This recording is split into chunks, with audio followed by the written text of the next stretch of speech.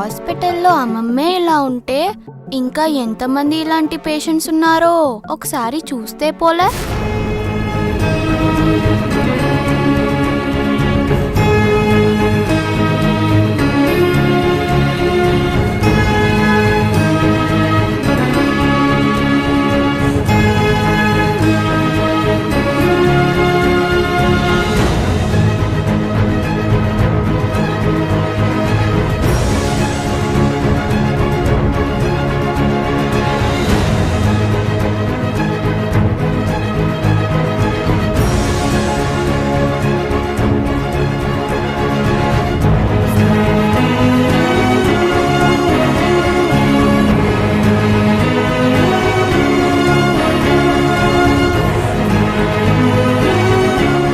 కాసేపు రెస్ట్ తీసుకుంటామా? అలాగే డాక్టర్ గారు.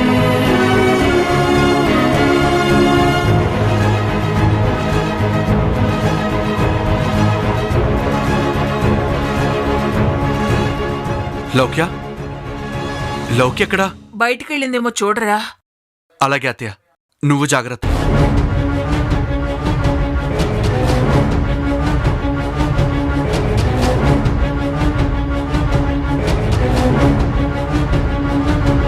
అయ్యో, ఎంతమందికి హెల్త్ బాగోలేదో.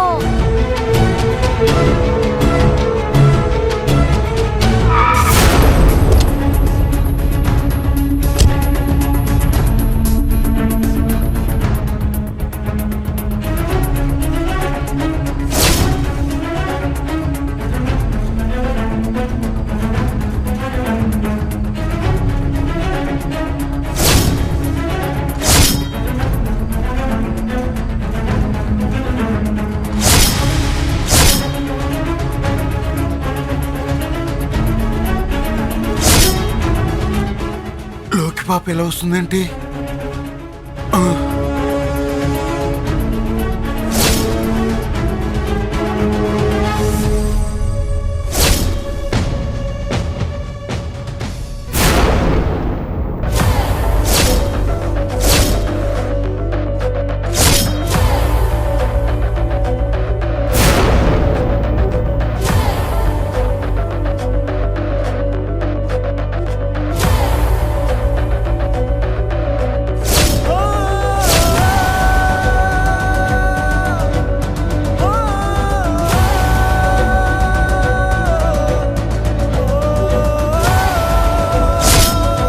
గిరిజమ్మ ఏంటి ఇక్కడుంది? గిరిజమ్మ, గిరిజమ్మ, గిరిజమ్మ, లేమ్మా.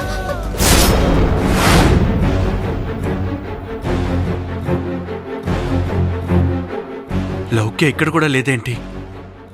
ఎక్కడికి వెళ్ళినట్టు?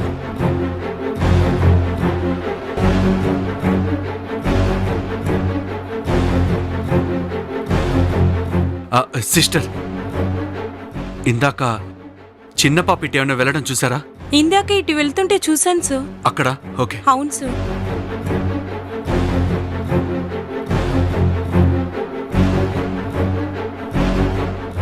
ఎవరు?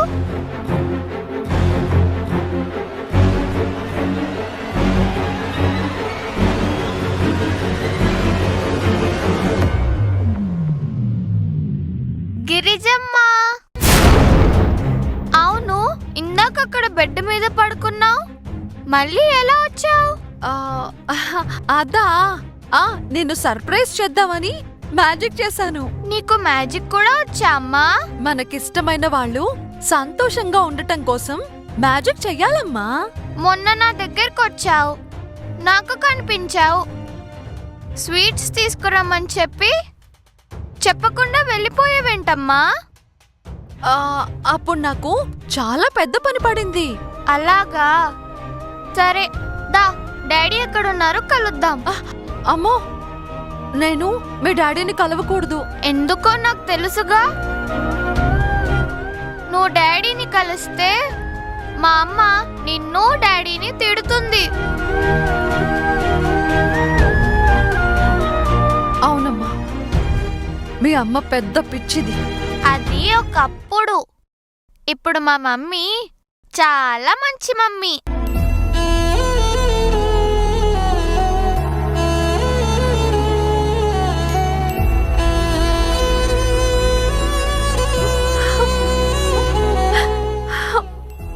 లౌక్య నేను వెళ్ళాలమ్మా. ఉండమ్మా. లేదమ్మా వెళ్ళాలి. నేను ఇక్కడ నీకు కనబడ్డట్టు ఎవరికి చెప్పకూడదు. సరే చెప్పనులే, కానీ మళ్ళీ ఎప్పుడొస్తావు? వస్తాను, ఇలాగే సర్ప్రైజ్ గా వస్తాను. బాయ్ లౌక్య. బాయ్ అమ్మా. బాయ్. మళ్ళీ రావాలి. అలాగే బాయ్. బాయ్ అమ్మా.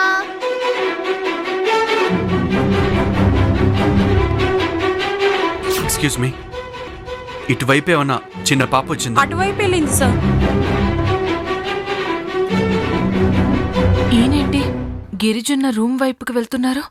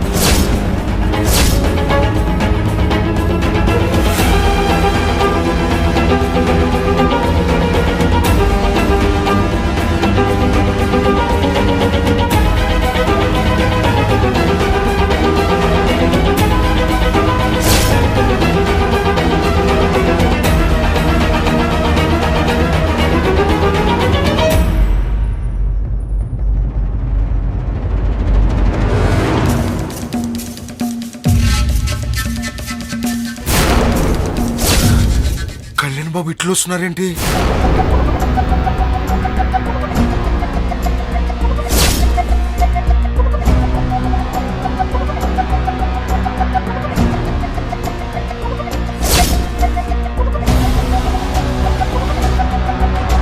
దేవుడా, నువ్వే కాపాడు స్వామి. లక్షల డబ్బులు తీసుకుని నా కొడుకుని బతికించలేమంటున్నారా? బాబు, ఇది హాస్పిటల్, ఇక్కడ గొడవ చేయొద్దు.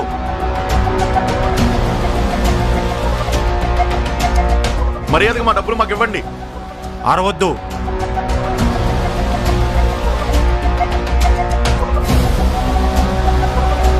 కళ్యాణ్ బాబు గిరిజమ్మ రూమ్ దగ్గర ఆగారేంటి? గిరిజమ్మను చూసేస్తే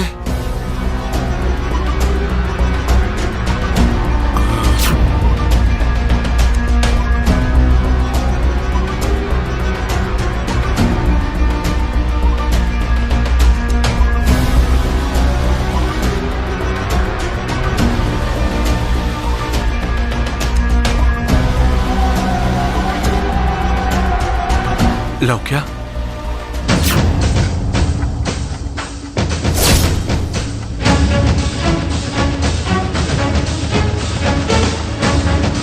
సార్ ఎమర్జెన్సీ వాడిది, ఇలా రాకూడదండి. Thank you sir. లౌక్య ఎక్కడికి వెళ్ళినట్టు?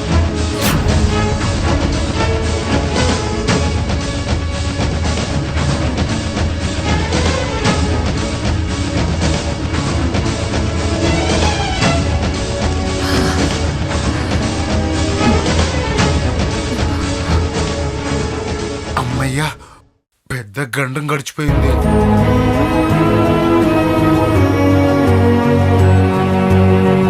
డాడీ, లౌక్య, ఎక్కడికి వెళ్ళావు? ఊరికే అలా వచ్చాను డాడీ. సరే, అలా రాకూడదు, సరేనా? Sorry daddy. సారీ ఎందుకు బంగారం? ఇంకోసారి అలా వెళ్ళకే. సరే డాడీ. దా వెళ్దాం.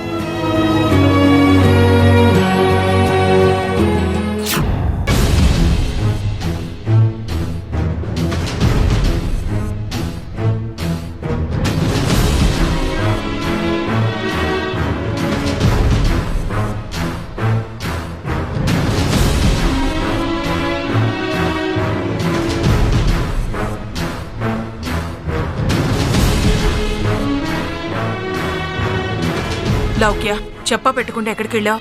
అలా పేషెంట్స్ ని చూస్తున్నానమ్మమ్మా. పెద్దమ్మా, ఎలా కాలింది పెద్దమ్మా? ఏం లేదమ్మా, కళ్యాణికి కాఫీ ఇస్తుంటే చేయి జారి కాలు మీద పడింది. మీకెందుకు పెద్దమ్మ ఇలాంటి పనులన్నీ పని వాళ్ళు ఉన్నారు కదా. వర్ణ, నువ్వు సరిగ్గా ఇంట్లో ఉంటే అత్తయ్యకి ఎందుకు ఇలా జరుగుతుంది? ఒరే కళ్యాణ్, ఇక్కడెందుకురా అవన్నీ? డ్రెస్సింగ్ అయిపోయింది కదా, వెళ్ళిపోవచ్చేమో. డాక్టర్ గారిని కనుక్కో. సరే అత్తయ్య.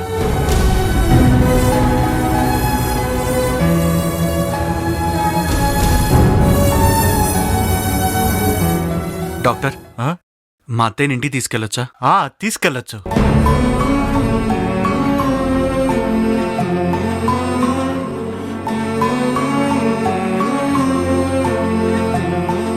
ఈ టాబ్లెట్స్ టైం టు టైం వాడండి.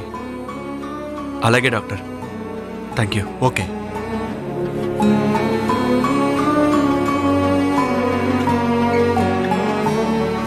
అత్తయ్య, పద వెళ్దాం. ఈ టాబ్లెట్స్ వాడమని చెప్పారు. నువ్వు జాగ్రత్తగా ఏ పని చేయకుండా రెస్ట్ తీసుకోమన్నారు. అలాగే కళ్యాణ్, పద. పదండి వెళ్దాం.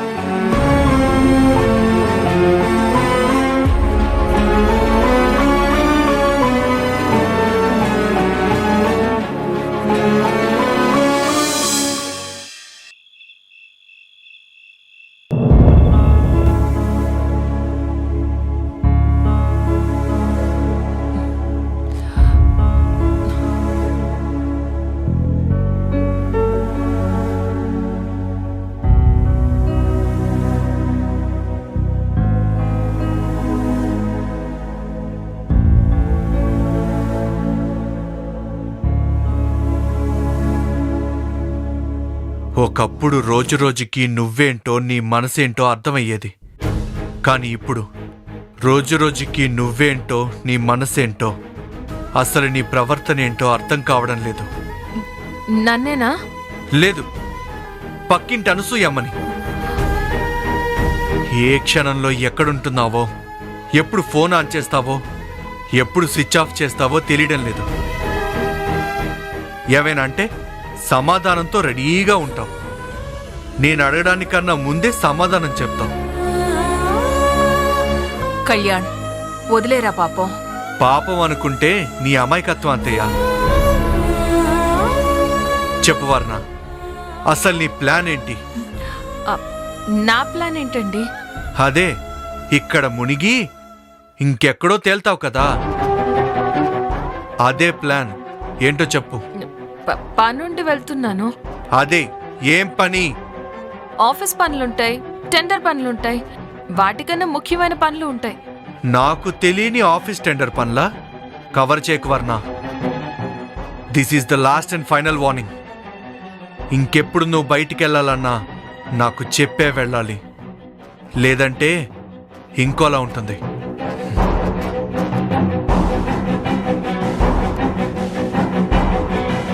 మీ ప్రశ్నలకు సమాధానం నా దగ్గరున్నా చెప్పలేని పరిస్థితి నాది.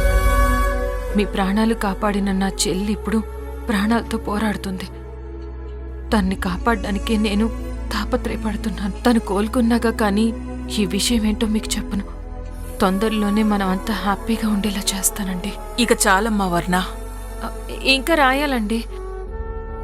నేను చెప్తుంది ఆయింట్మెంట్ గురించి కాదమ్మా, నీ ప్రవర్తన గురించి. కళ్యాణ్ ఎప్పుడూ ఎవరి మీద కోపం తెచ్చుకోడు. మొదటిసారి వాళ్ళలో ఇంత కోపం చూశాను. ఎందుకిలా చేస్తున్నావు వర్ణ? అసలు నీ ఉద్దేశం ఏంటి? కనీసం నాకైనా చెప్పమ్మా. అరే, పని మీద వెళ్తున్నానని ఇంతకు ముందే కదా మీ అల్లుడికి చెప్పాను. మళ్ళీ మీరు అడుగుతారేంటి? వాడు భర్తలా అడిగాడు, నేను అమ్మలా అడుగుతున్నాను. చెప్పమ్మా వర్ణ. ఏ ప్రాణం మీద మీరు ఇన్నాళ్ళు ప్రేమ పెంచుకున్నారో ఆ ప్రాణం ఇప్పుడు చావు బతుకుల మధ్య ఉందని ఎలా చెప్పాలి? గిరిజి ఈ ఇంటికి దీపం అన్నారు. ఆ దీపం ఇప్పుడు ఆరిపోకుండా చేస్తున్నానని ఎలా చెప్పాలండి? తన స్థితికి కారణమైన ఆకాష్ని ఒక ఆట ఆడుకుంటున్నానని ఎలా చెప్పాలి? మౌనం సమాధానం కాదు వర్ణ. ఇది మౌనం కాదు, గిరిజ కోసం నేను చేస్తున్న మీకు తెలియని పోరాటం. ఈ పోరాటంలో నేనే గెలవాలి, గిరిజని గెలిపించాలి. ఇంత అడుగుతున్నా చెప్పడం లేదు. నీ ఇష్టం వర్ణ, ఇది నీ జీవితం. ఆయింట్మెంట్ రాయడం అయిపోయింది. మీరు నిద్రపోండి.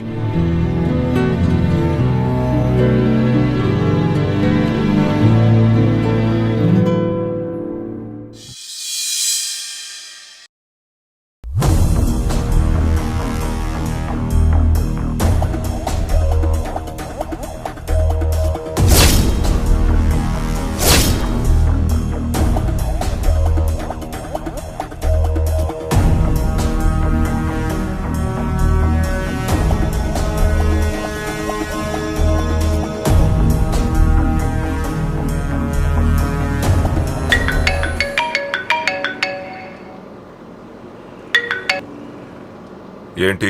బావా నిన్ను చూడాలనుంది. చూసేం చేస్తావు? నిన్ను ఫ్రై చేసి కాకులకి గద్దలకి వేస్తాను. సై నాతో ఆడుకుంటున్నావేంటే? ఆట మొదలు పెట్టింది నువ్వు. ఇందులో విజయవంతంగా గెలిచి ముగింపు పలకబోతోంది నేను. అది నీ వల్ల కాదు. ఈ ఆకాష్కి ఓటమంటే ఏంటో తెలీదు. అది ఒకప్పుడు. ఇక నుంచి గెలుపు నా పక్కనే ఉంటుంది. గెలుపుకి ఆమడ దూరంలో నువ్వు ఉంటావు. అయినా ఇప్పుడు అవన్నీ ఎందుకు గాని, నువ్వు అర్జెంటుగా మన ఇంటికి వచ్చి. నాకు కుదరదు. నీకు రావటం కుదరకపోతే మన పెళ్లి ఫోటోలు ఐశ్వర్యకి పంపడం నాకు కుదురుతుంది.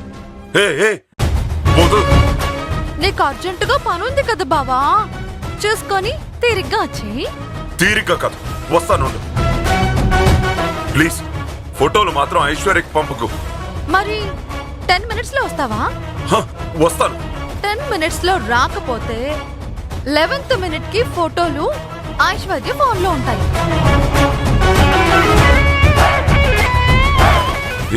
గిరిజా,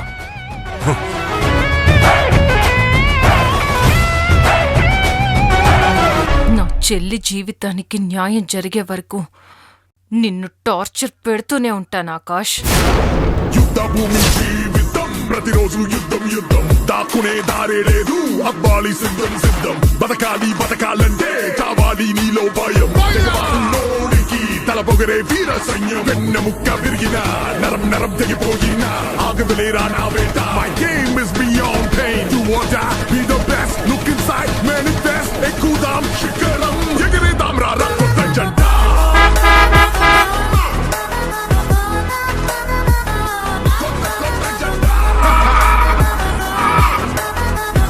చూస్తున్నారు బాబా బండి.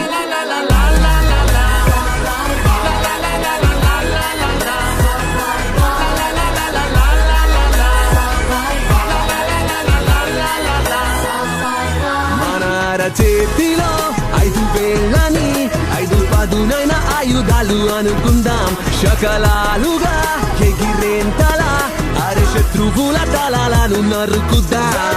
చలరేగుదాం, ఏటికి ఎదురీదుదాం. ఓటమి will only make us, దాన్ని మనం చేద్దాం నిజం.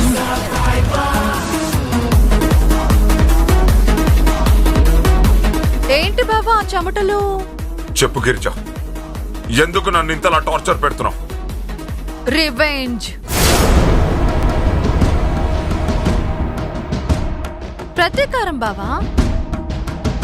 నువ్వు చేసిన పాపాలకి చట్టం వేసే శిక్షలు నీ తెలివితో నీ పలుకుబడితో తప్పించుకుంటున్నావు. చట్టం వేసే శిక్షలు తప్పించుకోవచ్చేమో గాని ఈ గిరిజ వేసే శిక్షలు తప్పించుకోలేవు బావా. ఈ శిక్షల వల్లైనా నీలో మార్పు రావాలి. చేసిన తప్పులకి నువ్వు ప్రాయశ్చిత్తం చేసుకోవాలి. ఈ ఆకాష్ ని నువ్వు చాలా తక్కువ అంచనా వేస్తున్నావు గిరిజా. నువ్వే నన్ను తక్కువ అంచనా వేసుకుని మరో పెళ్లికి సిద్ధపడ్డావు. తప్పు బావా. చట్టం నుంచి నా నుంచి తప్పించుకున్నా చివరికి దేవుడి నుంచి మాత్రం తప్పించుకోలేవు. చూడు, నేనెవ్వరినీ లెక్క చేయను. నా మనసు చెప్పిందే వింటాను. నేను చేసేదే నా మనసు చెప్తుంది. నా దారి నాది, నేను ఇలానే ఉంటాను. నా దారిలోకి నువ్వు రాకూడదు అంటే నీకెంత కావాలో చెప్పు, ఇస్తాను. ఎంతైనా ఇస్తావా? ఇస్తాను. అయినా నాకు ఇప్పుడు డబ్బెందుకులే. నువ్వు 10 మినిట్స్ లో వస్తానని 11.5 మినిట్స్ లో వచ్చావు. అందుకే ఆ? అందుకే నేను ఫోటోలని ఐశ్వర్యకి పంపుతాను. ఏయ్! గిరిజా ప్లీజ్ పంపకు. నువ్వు పంపొద్దు అంటే ఊరుకుంటానా? నేను పంపించే తీరుతాను. అస్సలు నీ క్యారెక్టరైజేషన్ ఏంటే? అస్సలు అర్థం కావట్లేదు. నా క్యారెక్టరైజేషన్ నీకు అర్థం కాకపోయినా పర్వాలేదు, కానీ నువ్వేంటో ఐశ్వర్యకి అర్థమైతే చాలు. గిరిజా వద్దు. హా. అందుకే ఐశ్వర్యకి ఫోటో సెండ్ చేశాను.